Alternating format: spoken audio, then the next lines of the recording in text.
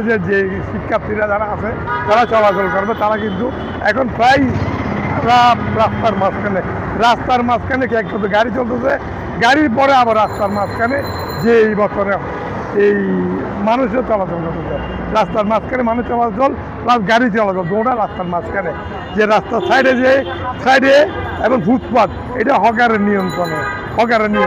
তো হকাররা মোটামুটি এটা নিয়ন্ত্রণ করতেছে। এরা এখানে জানি না কার শত্রু এরা এখানে ব্যবসা করতেছে, কার শত্রু এরা এখানে আছে এটা জানি না। কিন্তু এখন বর্তমানে যে হকারদের ব্যান, হকাররা পুরো একটা রাস্তা যে ফুটপাথও ওরা দখলে নিয়ে নিয়েছে, প্লাস রাস্তাটা ওরা দখলের মধ্যে আছে।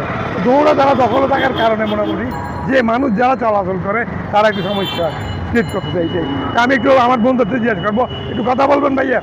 হ্যাঁ, আমি আজ আমাদের যারা এখানকার পথচারী যারা আছে তাদের থেকে একটু আমি দৃষ্টি আকর্ষণ করবো, তারা যে বর্তমানে এখন এখানে কী প্রবলেম, কী অবস্থা, মানে পুরো চট্টগ্রাম পুরো এলাকাটাই এখন হকারের দখলের মধ্যে মোটামুটি আছে। এইটা তো বর্তমানে আমি কিছু হলো এখানকার যারা সচেতন ব্যক্তি তাদের কথা ভাই একটু কথা বলবো, একটু আসেন যে একটু কথা বলবো ভাই, একটু পয়সার গলা কথা। হ্যাঁ আচ্ছা ভাই একটু কথা বলবো, আচ্ছা ভাই একটু আসো একটু কথা আসো। যে বর্তমানে আমি আরও কিছু ভাইয়াদের থেকে কথা বলবো একটু যে হকারদের ব্যাপারে। হ্যাঁ ধন্যবাদ। হকার যানজট অর্থাৎ মার্কেটের পরিস্থিতি নিয়ে আপনি মতামতটা বলেন, কী অবস্থা? আপনাদেরকে ধন্যবাদ। আপনাদের মাধ্যমে আপনাদের দর্শক শ্রোতাদের প্রতিও অসংখ্য ধন্যবাদ।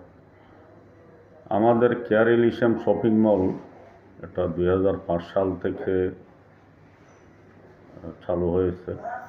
কেয়ার ইলিশিয়াম শপিং মল চট্টগ্রামের মধ্যে একটি অন্যতম পরিচিত মার্কেট এবং এখানে বিশেষভাবে মহিলাদের এবং ছাত্রীদেরই কাস্টমার হিসাবে আমরা পাই বেশি। তো এই হিসাবে এখানে যেহেতু চকবাজারটা একটা মূলত আমরা জানি সবাই, আমরা স্বীকার করি এটা একটা এডুকেশন জোন হিসাবে, এখানে স্কুল কলেজ মেডিকেল কলেজ সবটা মিলিয়ে বড় একটা অনেকগুলো কোচিং সেন্টার আছে এখানে। সারাক্ষণ সারা দিনেই বলা যায় ছাত্রছাত্রীদের আনাগোনা, সাথে তো অন্যান্য কাস্টমাররা অভিভাবকরা থাকেন।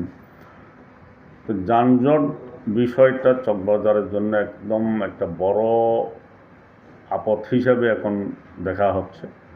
যানজটটা এই কারণে হয়, এখানে রাস্তায় চারিদিকেই হকারদের একটা বড় দৌরাত্ম্য। 5ই আগস্টের পরে এখন দেখা গেল আগে যা ছিল এর চেয়ে আরও কয়েক গুণ হকারের সমাগম হয়েছে। এখন রাস্তাটা এখানে যেহেতু এমনি জনসমাগম বেশি, চলাচল বেশি, গাড়ি ঘোড়া আসে থাকে বেশি, কিন্তু এর মধ্যে রাস্তায় হকার বসার কারণে এটা চকবাজারের 22টা প্রায় মার্কেট, এই সব মার্কেটগুলো এই যানজট এবং হকারদের কারণে ক্ষতিগ্রস্ত হচ্ছে। এখানে দুইটা বিষয় গুরুত্বপূর্ণ। একটা হচ্ছে কি চলাচলে বাধা সৃষ্টি হয় সাধারণভাবে। দ্বিতীয় বিষয়টা হচ্ছে যে এখানে যে মার্কেটগুলোতে ব্যবসায়ীরা বিশাল একটা অ্যামাউন্টের পুঁজি বিনিয়োগ করেন, এখানে কেউ লক্ষ টাকা কোটি টাকা ইনভেস্ট করে দোকান কিনে ব্যবসা করতেছেন, কেউ সালামি দিয়ে বড় অ্যামাউন্টের দোকান নিয়ে ব্যবসা করতেছেন। তারা সরকারকে ট্যাক্স দেন, ইনকাম ট্যাক্স দেন, আবার সিটি কর্পোরেশনের লাইসেন্স নিয়ে, ট্রেড লাইসেন্স নিয়ে ব্যবসা করেন, সিটি কর্পোরেশনের যাবতীয় পাওনা পরিশোধ করেন। কিন্তু এই হিসাবে সিটি কর্পোরেশন এই বিষয়গুলোকে তেমন গুরুত্ব দিয়ে দেখে বলে মনে হয় না।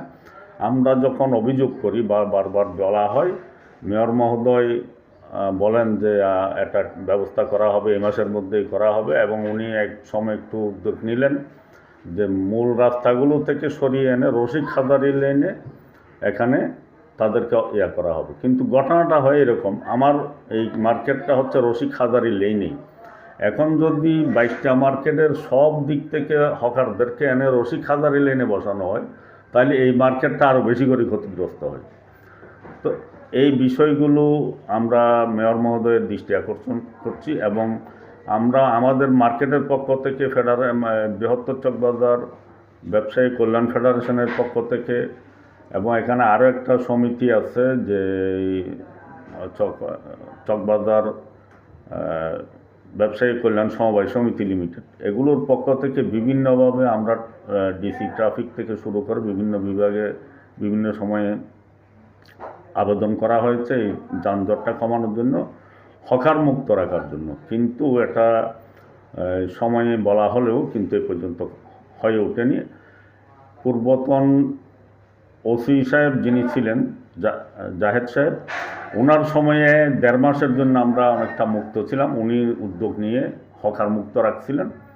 কিন্তু পরবর্তীতে এটা উনি চলে যাওয়ার পরে এটা আবার কেন জানি এভাবে হয়ে গেছে। এখন আমরা যেটা জানি, এই হকারদেরকে বসতে দিয়ে এটার পিছনে বড় একটা লেনদেন হয়। এখানে বিভিন্নভাবে বিভিন্ন প্রভাবশালী গোষ্ঠী আবার প্রশাসনের অনেকেই জড়িত বলে এটা জানা যায়। তো এই বিষয়গুলো একটু গুরুত্ব দিয়ে এই আমাদের যারা কর্তৃপক্ষ আছেন তারা দেখবেন। সামনে রমজানে এই বিষয়টা আরও বেশি গুরুত্ব পাবে, যাতে রমজানে আমাদের 22টা মার্কেটের কাস্টমাররা নিশ্চিন্তে কোনো ধরনের ঝামেলা ছাড়া